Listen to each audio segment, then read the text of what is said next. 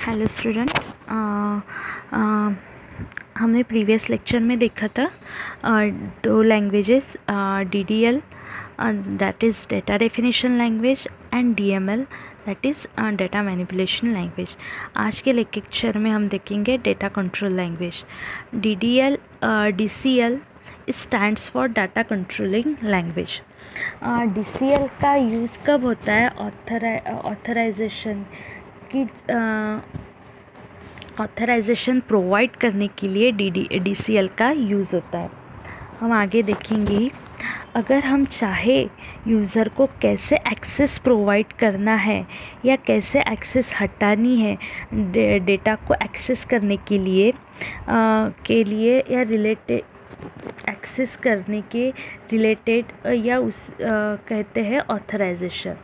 Authorisation की जहाँ बात आती है वहाँ आता है डाटा कंट्रोल लैंग्वेज। जनरली ये अलग से नहीं होता, ये SQL के साथ ही उसका ही एक कंपोनेंट है। तो ऑथराइजेशन के लिए हम DCL का यूज़ करते हैं। अगर किसी को कोई टेबल एक्सेस करना हो तो प्रिविलेज ऑथराइजेशन की बात होती है। Data control language is used to control privileges in database, that is DCL is used to granting and revoking user access on a database, that is authorization. Second point, to perform any operations in the database such as for creating table, sequence or view, we need a privileges. Okay, अगर privileges है तो you can create a table, but privileges नहीं है तो you cannot create a table.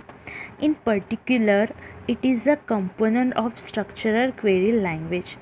Okay, हम that is DCL command. DCL command दो type के DCL कमांड से, एक ग्रांट है और दूसरा है revoke. Grant to give the user access privileges to a database. User को एक्सेस प्रिविलेजेस दे के लिए ताकि वो डेटाबेस को एक्सेस कर सके, टेबल क्रिएट कर सके या व्यू क्रिएट कर सके, उसके लिए ग्रांट कमांड के थ्रू हम ग्रांट प्रोवाइड कर सकते हैं।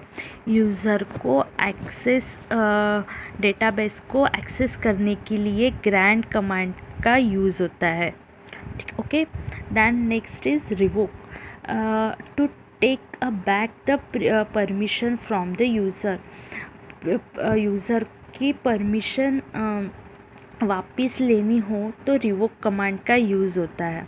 अगर हम चाहे तो यूज़र को क्या परमिशन नहीं दे सकते। अगर हमें लगा कि हम यूज़र को परमिशन नहीं देना है टेबल या डेटाबेस एक्सेस करने के लिए, तो हम रिवोक कमांड का यूज़ करेंगे उसकी परमिशन वापस लेने के लिए। Okay, the operations for which privileges may be granted to और revoke from user or role apply to both the data definition language and data manipulation language.